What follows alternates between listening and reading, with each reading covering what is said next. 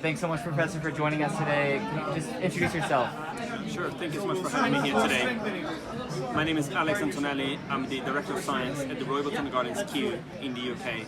Fantastic. As you know, the climate crisis is offering us an unprecedented opportunity for collective action. And yet we live in a divided and polarized world. How would you suggest we get everyone working together? I think what we need to do is really to agree that climate change is one of the most essential threats to humanity in the future.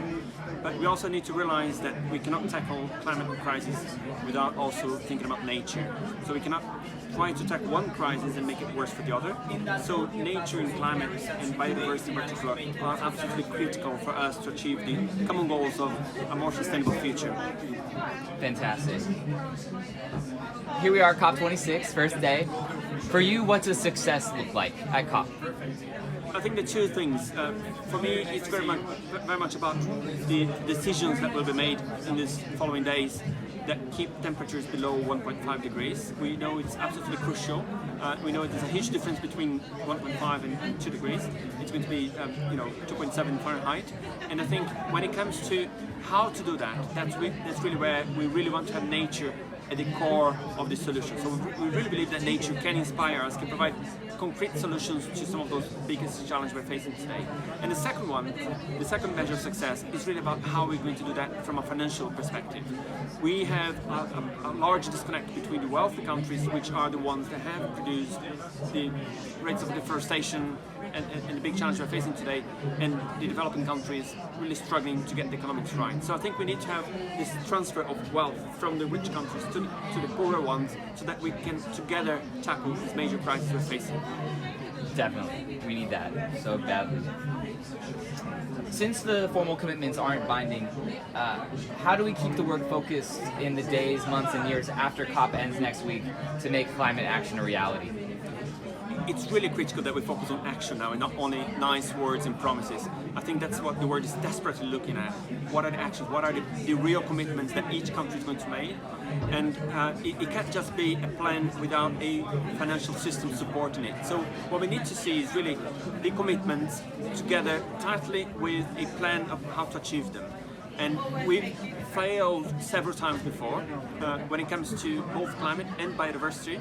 We've seen many nice promises, but actually at the end of the day, we haven't met any of those. So what we have to see is really like concrete evidence that this is going to be different, and this is boiling down to the countries, to the leaders of our countries, our nations, to work together and treat this as a crisis, a global crisis, not something that is, concerning a single country or just a few of us, because all of us are going to be affected and we need to solve it now. 100%. And what's the role of planting trees and reforestation to meet our global climate commitments? And what are you doing at Kew to help work on that?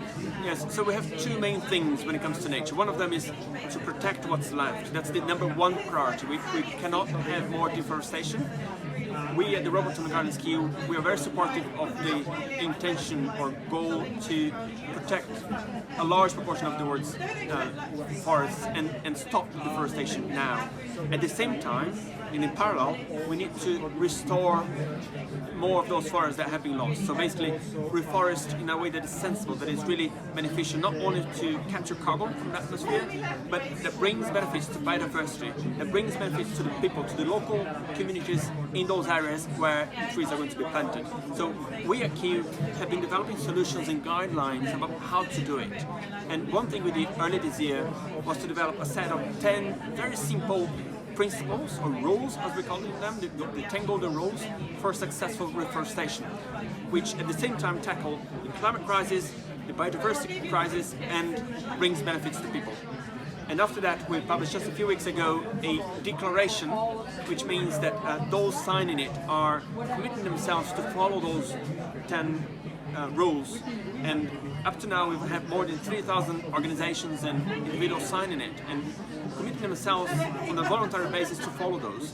So a lot of the discussions now are about voluntary action, but at least we need to be able to hold those leaders accountable for what they're promising now. And that's one of the mechanisms. It's a declaration, and I'm really keen to see more of those commitments where we can really follow success. We know when we've passed milestones. We're actually getting closer and closer to that goal.